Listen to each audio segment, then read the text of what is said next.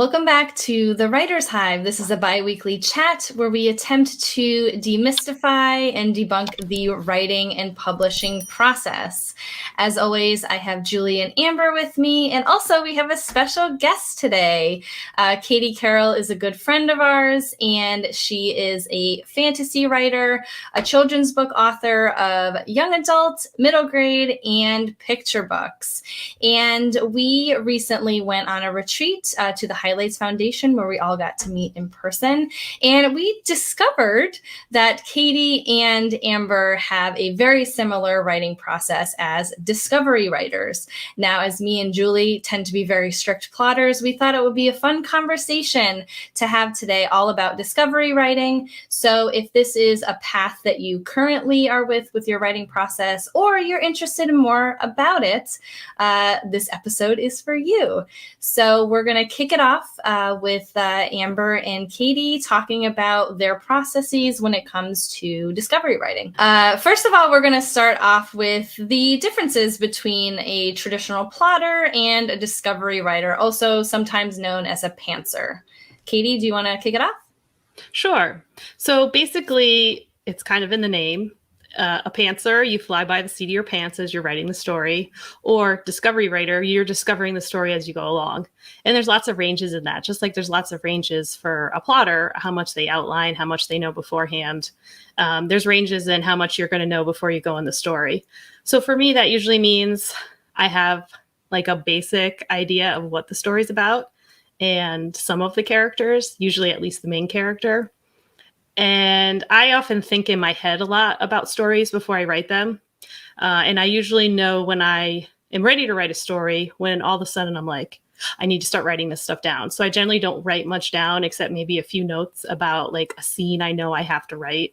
So I might have a little bit of a beat sheet to get me started before I write, which is usually like a handful of scenes that I know I'm going to write. And for me, I almost always know like the climax scene because that is often what I build from when I'm writing. So that's kind of what discovery writing is for me. But I discover a ton about the characters.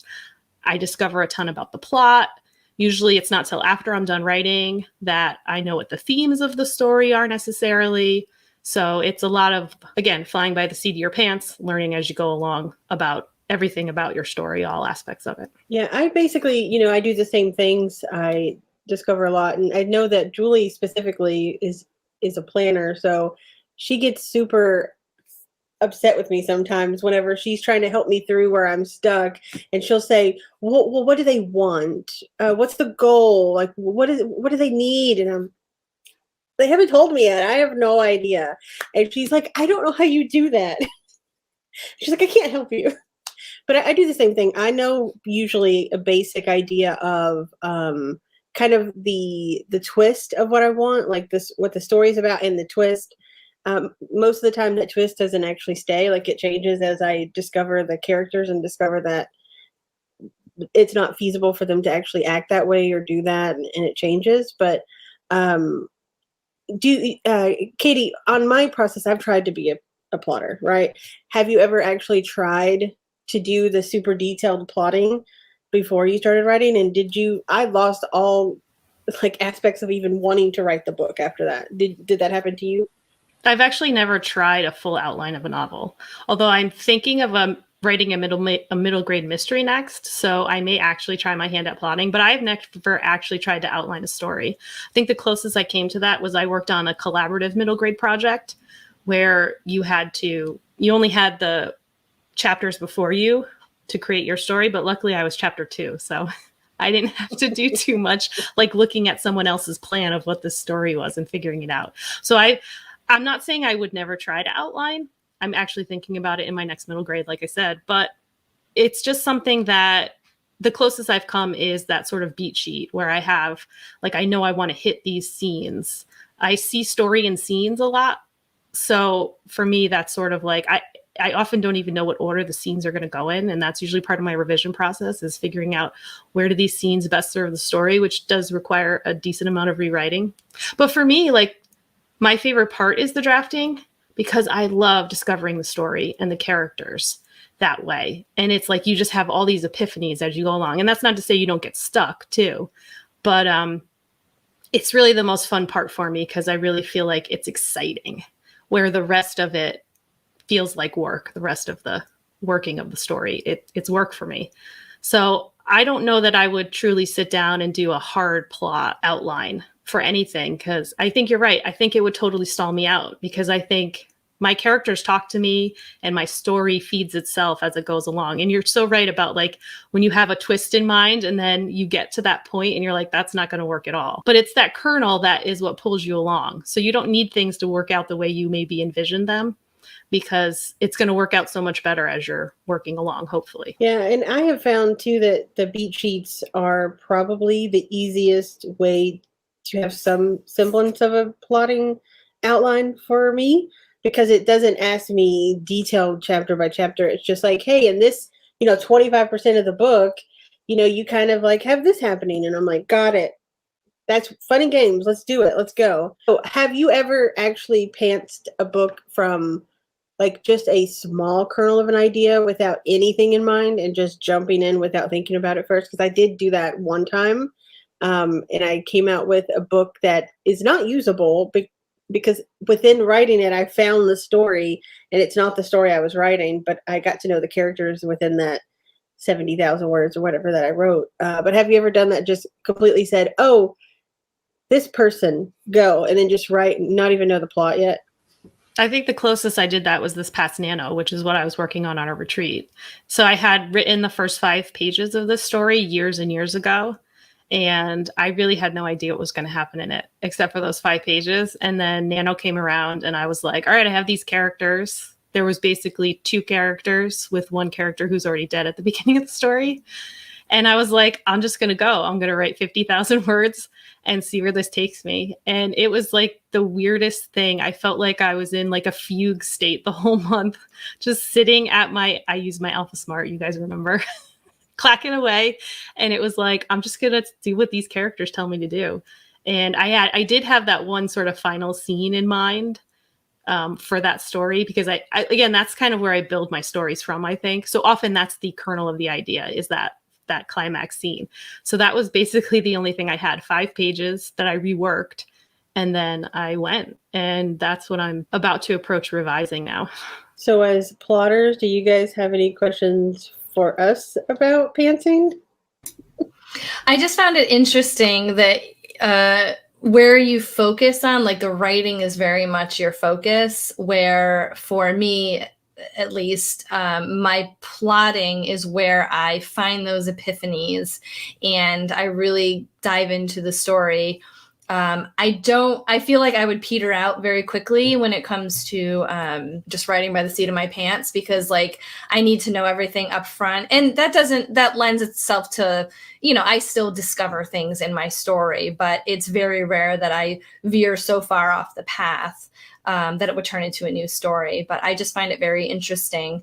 And when I think about discovery writers, I always go back to like my process where I'm like, but how do you not peter out? So I'm just curious, like if you have any tips for other discovery writers out there, either in, well, I would say probably in the drafting process, how to keep going. I know you mentioned the kernel, but I didn't know if you had any other tips or if you had any stumbling blocks in the past that you sort of overcame with some process or anything, so that, you can actually finish the book and not get too stuck with going in, different directions and never finishing. Sure, I'll take that one first. So for me, like I said, I kind of see stories in scenes. So if I ever get stuck, if I do have that beat sheet sometimes I'll just keep that while I'm writing, and I'm like, or it's just in my head too. I keep a lot in my head while I'm writing my stories.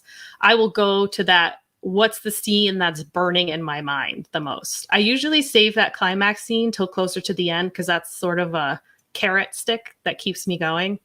But when I'm feeling like, all right, we're at this point in this, I'm not sure exactly what happens next. Okay, what's a scene I know has to happen? Let me just write that one. And again, that means maybe a little more revising, because if I wrote stuff and then I discover stuff later that will inform that scene better, I have to go back and sort of add that in. But for me, it's about writing the thing that's burning in my mind the most.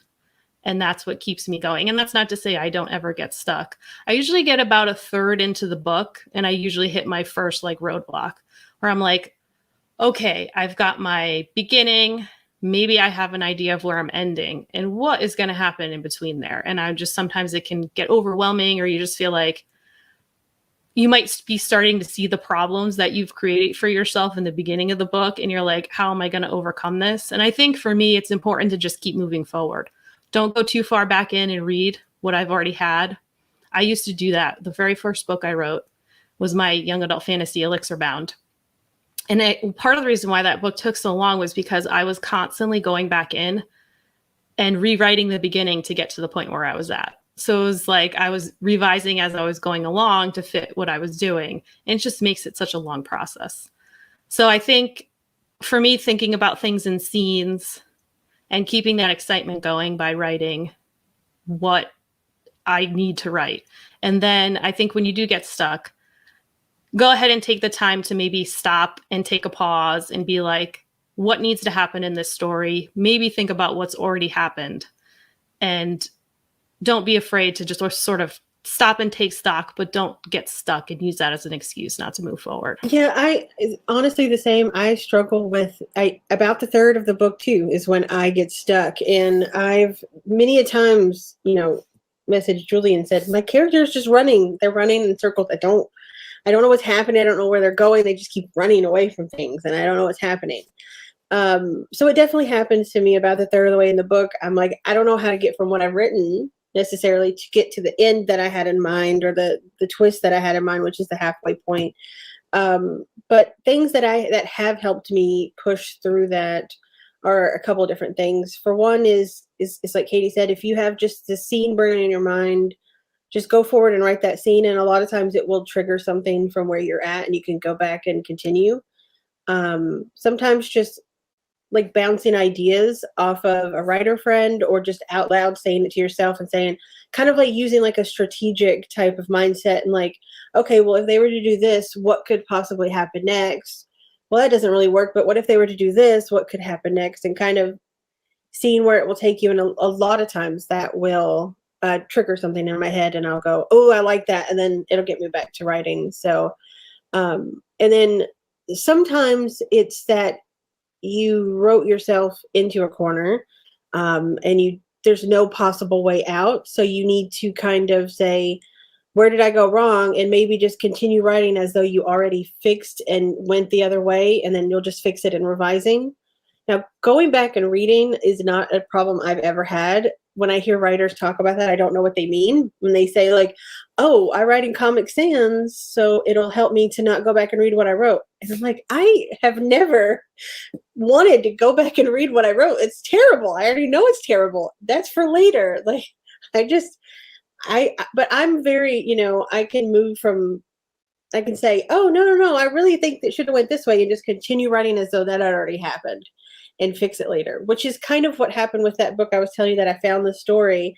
I was like part of the way through it, I found the story and I pivoted. And so if someone were to actually read that manuscript, it would make no sense, because they're like, well, who is this? Where did that come from? Because I just pivoted the story. And revising isn't fun, but it happens if you're a discovery writer. But yeah, just find somebody that writes similar to you, or even somebody that just is a writer and you can bounce ideas off of. Is probably the best thing that's worked for me to get at those things. I love the point about just continuing writing as if you already solved the problem, because I think that's really key too. And like, make a note in your notebook or your notes in your document, wherever you're keeping, be like, make a note, this is the point where things changed.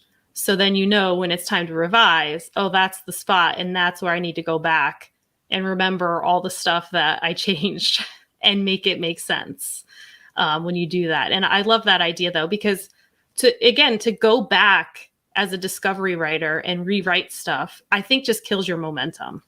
And look, if that's the process that works for you, like, go with it. Maybe you're like a third of a discovery writer and then you need to go in and plot things out. And if that's what works for you and you're getting your pages in, then keep doing it.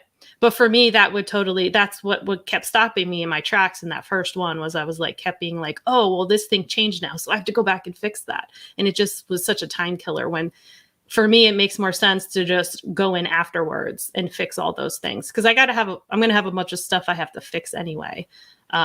So I might as well just make a note of it wherever I make my notes and then, move forward. Just like, I've already solved that problem. I'll worry about that later. That's for future Katie. Let her worry about that problem. I had a question too. So as a discovery writer, which is very foreign to me, but I love it for you. I consider myself very character driven. So like, I know the ins and outs of my characters, their motivations, like interactions, relationships, interpersonal stuff. And I kind of let the plot come later. As a discovery writer, I know that there's like very strong, like pantser and like plotter vibes in the writing community, but there's also a lot that say that they're more character driven than plot driven or vice versa.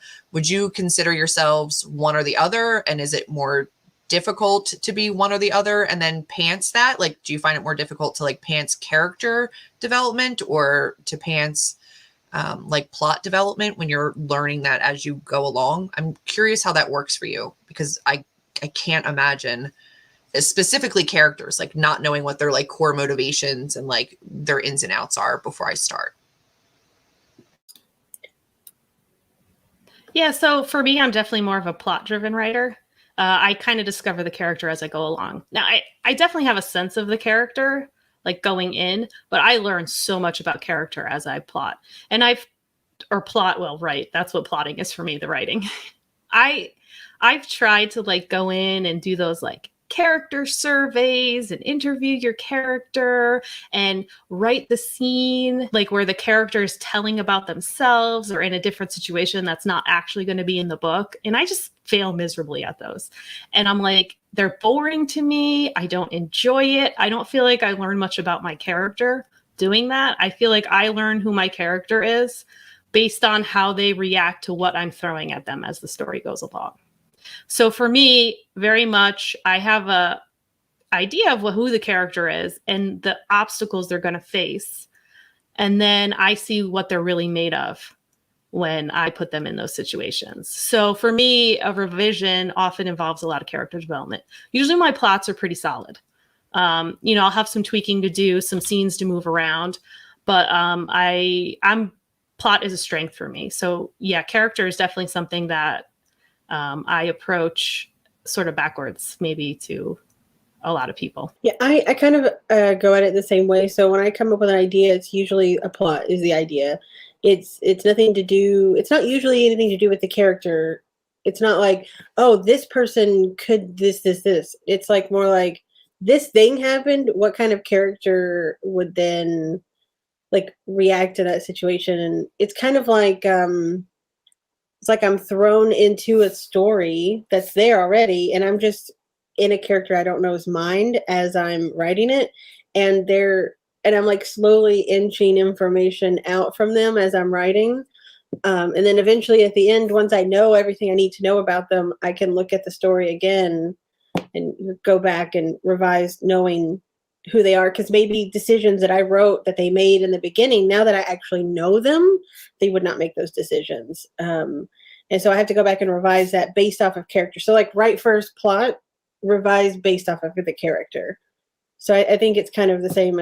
I do it a little bit backward, like Katie said.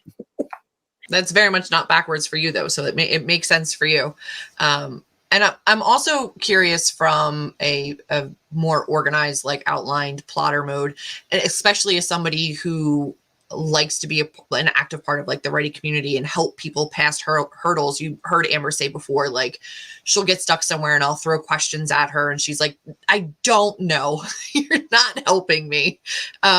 So as writers who both have writer friends who are much more on the plotter side of things, what do you think is one of the best ways for somebody who is not a pantser to like help you through your roadblocks? Like, what's one of the best things that somebody who doesn't write the way you do, what's one of the best ways that we can support you and like help you through when you reach those moments where you're stuck? Maybe just listen to us complain. Because, it's hard sometimes, and it's hard as any writer when you get stuck. So it's great if someone has answers for you, but I think when you're a discovery writer, you have to sort of find the answers for yourself. So sometimes it's just a matter of like sitting there and being with them, even if it's, via video chat, and just like letting them sort of think aloud. And that's a way that you can kind of help them. And if you do have a thought, send it out there, but be like, you don't have to use that if you don't want to. Because I know, like, I had a critique group, actually, Caitlin and I were both in it. And one of the people is lovely and would have so many different ideas for where your story could go. And that would sometimes just overwhelm me. I have plenty of ideas of my own. And it's just a matter of figuring out what works for this story. So it's not always something that somebody else can tell me. So I think that's kind of the best thing I could think of that someone could help me with. Yeah, the thing that works best for me is the bouncing of ideas. So most of the time, if I say, okay, here's where my character is, this is what I've written. Like, what if they did this? What do you think? What kind of repercussions do you think that would have? And if they say, oh yeah, but what about this? And then you're like, oh yeah, but what about this? And you go back and forth, and then eventually, like, your brain just starts working again in that, like, seeing the future of the story, and then you can get back to it. And the sad part is sometimes that helps, and sometimes it does overwhelm if it starts to get too much. So it's more of like, let the pantser lead and say, like, do you want me to bounce ideas back, or do you want me to just listen and tell you if it sounds horrible? Like, it's just kind of let them complain, like she said. Sometimes it helps just to talk about it, and then when you say it out loud, you're like, oh, never mind, let's go, let's write. That makes sense. And I think it's helpful too, because I tend to do like, well, what's their motivation? Like, what do they hope to get out of this? Or, well, what's their next stop? Like, what's your next plot point? Because then you can just make decisions that get them to that point. She's like, I don't know. Stop asking me these questions. And I'm like, got it. Like, yeah, I had to be like, Julie, I love you, but those don't help me. No. So thank you for sharing that, because that helps me, because I want to support my pantser friends, but I'm like, I can't fathom not knowing exactly how a character would respond in this situation. Like, I know exactly what they would do, or what comes next, and like how to bridge that gap. So it's like, I very much go like, here's the questions I would be asking myself, and I don't help me help you. So thank you. And I think that can come back too to like, maybe it's not what comes next, but what is something needs to happen, and in this moment, help them figure out what they already know. Like, what's one thing needs to happen, or one thing you need to establish, and go ahead and just get started on that, and don't worry about the other things. Because for us, it's like, we don't know all the answers yet. So to have a million questions to consider where we're just constantly like, I don't know.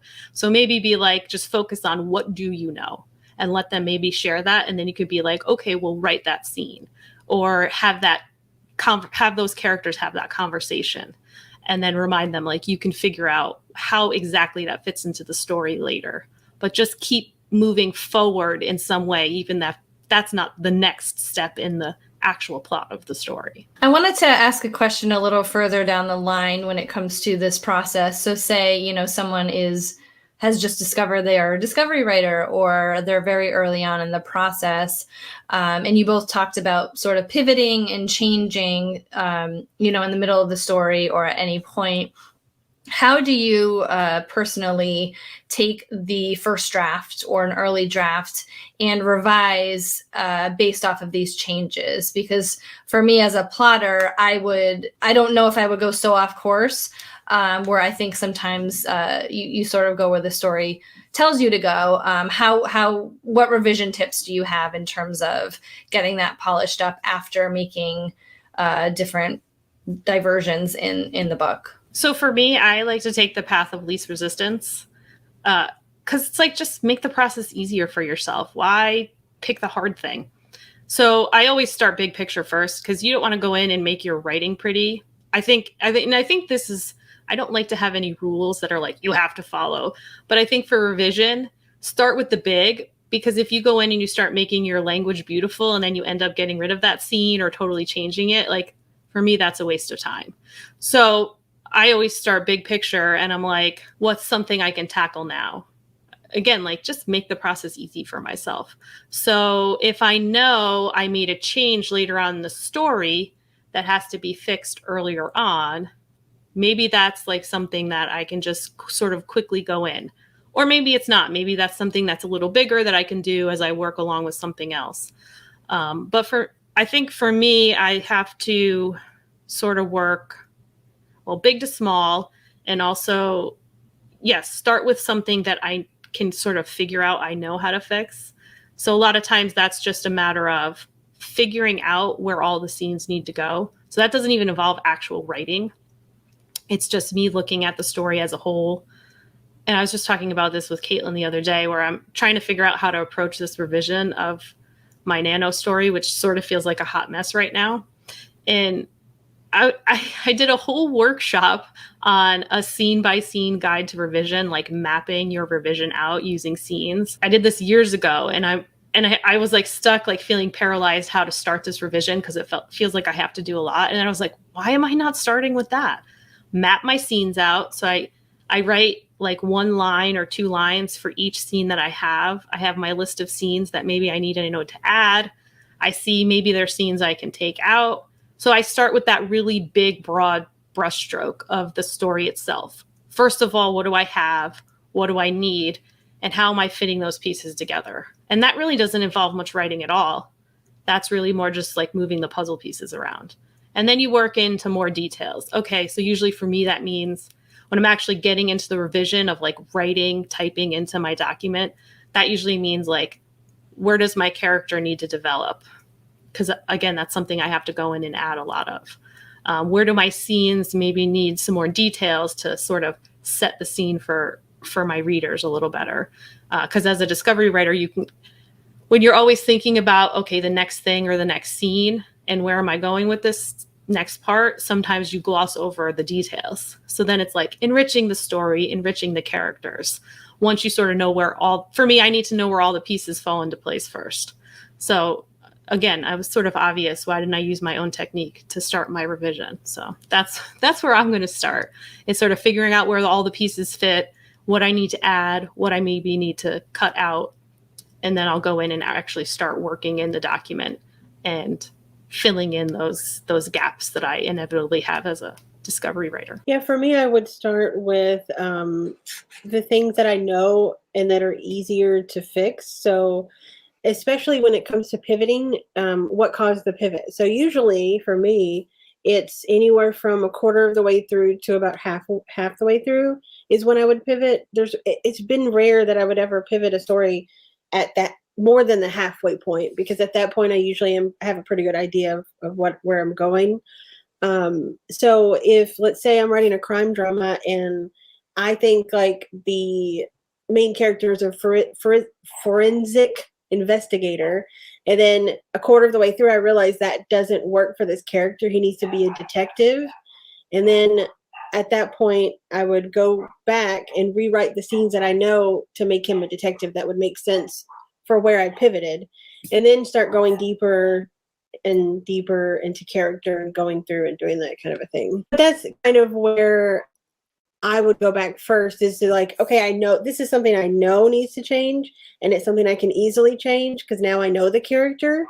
Go back, fix that, and then just kind of deep dive in from there. So when I do revisions, I can't do it all at once. I have to focus on one thing at a time or I get overwhelmed. So like if I'm just trying to fix the character stuff, I go and do character stuff. I can't go in and fix sentences, fix structure, make it pretty. I can't do all that at the same time. Like in one big revision, I'll get overwhelmed and throw it away.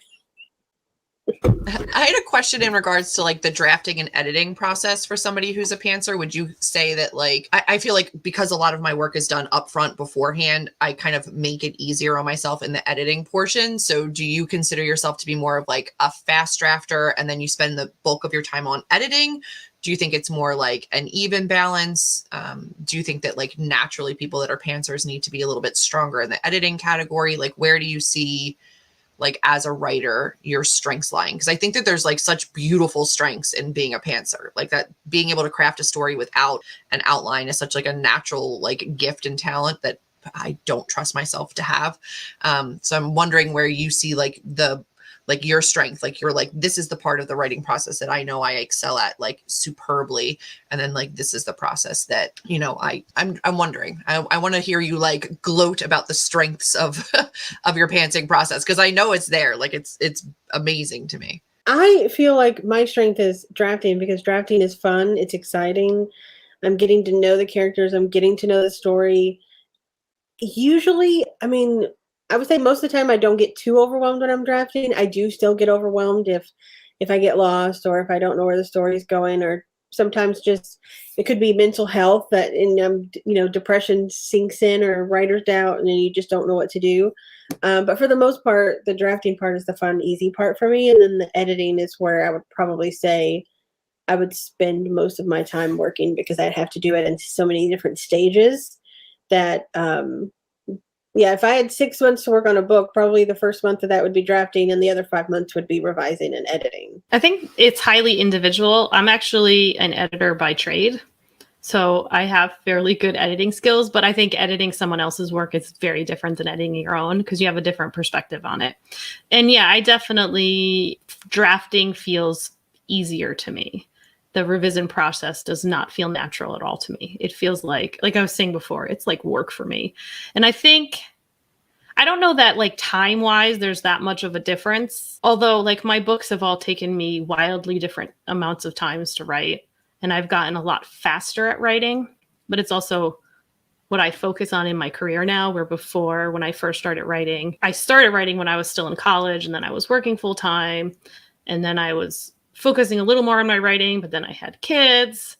So these books have all taken very different amounts of times to write. And I used to be a very, very slow drafter, and I've gotten much better at sort of streamlining that process. And part of that was just figuring out what kind of writer I am and embracing that rather than taking the advice of the millions of other writers that have opinions about how they write, which is great. I mean, share your advice, share what works for you, but sometimes you have to just figure out what works for yourself and you can't follow someone else's process. So for me, it was really finding the process that worked for me. And it's sort of this, it always comes back to like the scenes for me. So now I can draft much quicker than I used to.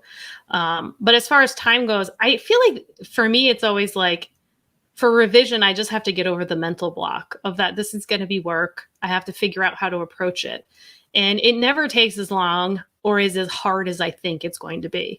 Usually what I have is better than what I thought I had when I'm done with the draft.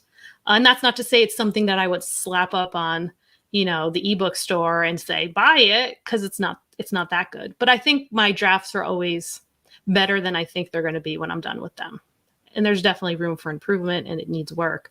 But it's easy to get overwhelmed once you sort of get over that rush of finishing. And you're like, I love drafting. I'm done with this book now. And you're like, the end, woohoo. And then you're like, oh no, now I have to make it good. So I think for me, it's more a mindset that I have to be in and be like, again, this is when process comes in.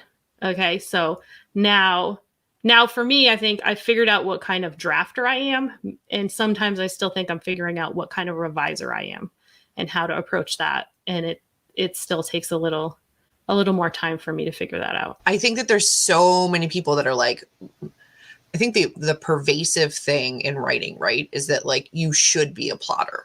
I think that like so many times people that are pantsers are told, well, just have you tried it? You just haven't found a plotting method that works for you yet. Like there's this push to be that plotter. I want to know your favorite part of like pantsing. Like what brings you the most joy out of like your particular writing process? Like I want people to leave this knowing that like there is like a joy and a strength and like a true like benefit to the way that you guys write. Cause I see it and I know it's there, but like, I kind of want the people watching it to get that. So, but like, I kind of just wanted to hear you guys like rave about your process and like what makes it so great for you and kind of like why you were able to, or how you were able to let go of that. Like, I have to do it this way. I spent a lot of years thinking it was the wrong way and trying to find the way that worked for me without realizing that the way I'd always been doing it was the way that worked for me. But I think my favorite part of pantsing is just I don't feel like I'm this person dictating the story. I feel like I am the character. I'm in their head. I'm with them. I'm experiencing it at the same time they are. And I'm discovering things that it's like, I didn't see that coming. Where did that come up out of my brain? Who's that character? That was cool. Like, I didn't even know that was there. And just being able to see kind of, wow, like I created that out of nothing. Like that was kind of fun, you know? But I feel like when you're a plotter, it's more like you do that brainstorming and being in the character's head beforehand. And then once you actually write, you're just dictating the story to the character rather than living it with the character. Yeah, I totally agree. For me, it's like, I have this really fun idea or interesting idea and I'm exploring it. And then all along the way, I get these like moments of epiphanies that I'm like, I don't think I ever could have outlined this. I don't think I ever could have written this story if I had a plan beforehand. And those come at the weirdest moments. Like you won't, and I don't know, like, again, I don't know if I could be someone who outlines a story and come up with these amazing twists or this revelation about this character. I don't know that I could plan that out ever. So it takes you in these directions. It makes me realize how amazing my brain can be because I have all these pieces that I'm creating. And again, sometimes you don't even feel like you're creating them. You feel like Amber said, like you're almost channeling this and it's coming from maybe somewhere else. I don't know. And you don't feel like you're consciously making these decisions or coming up with these plot points or these characters or these situations. But it's like you have all these things going on and then all of a sudden something clicks and you're like, oh, that's what that meant. And I plant all these, it's so strange how I plant all these seeds for myself in the beginning of stories and I have no idea where they're going. I don't know what they mean.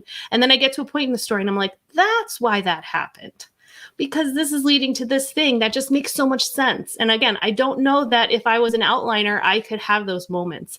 I don't know that I would get to that point in that story. So for me, I mean, I may try outlining at some point, but it would really, I don't know that maybe I would still get those beautiful moments and then I'd end up throwing the outline out and writing it that way. But I think those epiphany moments are just so exciting. And it's like when you really feel the story coming together and you're like, oh, yes, yes, yes. I set myself up for this. This is where this is going. This is how this is going to work. I'm really excited about this. And I think, yeah, it's just a different way to create something, you know, and I think it can lead to really special things that maybe, you know, like when you're a creative person, you know, it's often like the reason why you brainstorm is because your first idea maybe isn't always the best one. And I think that's what discovery writing can lead you to. So you might have an idea in your head that you didn't write down, but you're like, oh, I think my story's going in this direction. But maybe that's sort of the path of least resistance. And in this case, maybe the harder path is one that reveals itself to you, the harder path for the story, meaning the more interesting path, the one that you maybe didn't come up with in your first 10 ideas about where your story's going. And that just makes it all the more interesting and unique. Well, thank you so much, Katie and Amber, for talking about your discovery writing process. I found it so interesting, and I hope you do as well. So we have a question for the episode, which is, where do you see yourself on the writing spectrum? Are you more of a plotter or a discovery writer or somewhere in between? We would love to know in the comments below. Also, too, if you have any topic ideas that you would like us to discuss in future episodes, please leave us a comment as well, because we'd love to talk about more things that you're interested in. And we will see you in 2 weeks. Bye-bye. So first of all, we're going to discuss what was that? Was that a fan? You? Oh, my God. Yeah, exactly. Sorry. I've got to go quick. Like, I think that how do I say this? Eyeball issue. I was like, did I move you to tears? Nice. No, you did not. You're like, she's talking about writing. I'm so bad. it.